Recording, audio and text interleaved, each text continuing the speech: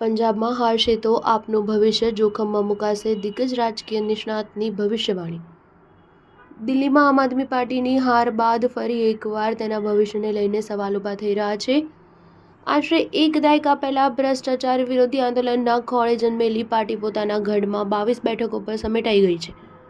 આ સિવાય પાર્ટીના પ્રમુખ અરવિંદ કેજરીવાલ સહિત તમામ મોટા નેતા પણ પોતાની બેઠક બચાવી શક્યા નથી. દિલ્હીમાં આવી કારમી હાર બાદ પંજાબમાં પાર્ટી તૂટવાના જોખમ વિશે વાત કરવામાં આવી તો પાર્ટીના ભવિષ્યને લઈને ચર્ચા શરૂ થઈ ગઈ. આ દરમિયાન પાર્ટીના સંસ્થાપક સભ્યોમાં સામેલ યોગેન્દ્ર યાદવે પણ આશંકા વ્યક્ત કરી છે. જાણીતા રાજકીય વિશ્લેષક અને સ્વરાજ ઇન્ડિયા પાર્ટીના સહ-સંસ્થાપક યોગેન્દ્ર યાદવે એક ઇન્ટરવ્યૂ દરમિયાન પંજાબમાં પણ આમ આદમી પાર્ટીની હારની સંભાવના વ્યક્ત કરી છે અને કહેવામાં આવી રહ્યું છે કે જો આવું થાય તો પાર્ટી ક્યાંય બચશે અને કેવી રીતે બચશે આ એક મોટો પ્રશ્ન છે.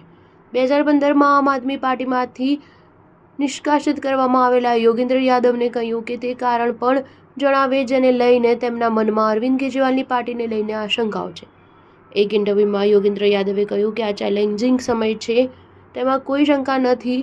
જો કે જે પાર્ટી પાસે 40%થી વધારે મત છે, 22 બેઠક છે, તેથી પાર્ટી પોતે ધ્વસ્ત નથી થઈ.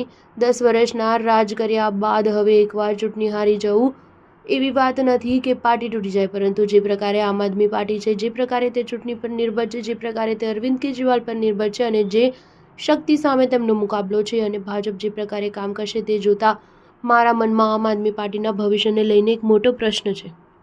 યોગેન્દ્ર યાદવે આ વિશે વધુ વાત કરતાં કહ્યું કે ગુજરાતમાં કોઈ રસ્તો નથી, હરિયાણામાં કંઈ થયું નથી, હવે ફક્ત પંજાબ વધ્યું છે. પંજાબ પર નિર્ભર રહીને જો પંજાબમાં આમ આદમી પાર્ટી હારી જાય છે, જેની સંભાવના છે, ભવિષ્યવાણી નથી કરી રહ્યો પરંતુ હારી શકે છે, તેમાં કોઈ શંકા નથી. જો પંજાબમાં પણ હારી ગયા તો આમ આદમી પાર્ટી કેવી રીતે બચશે અને ક્યાં બચશે આ એક મોટો પ્રશ્ન છે. સ્ટાર ન્યૂઝ 7 હંમેશા સચ્ચાઈની સાથે.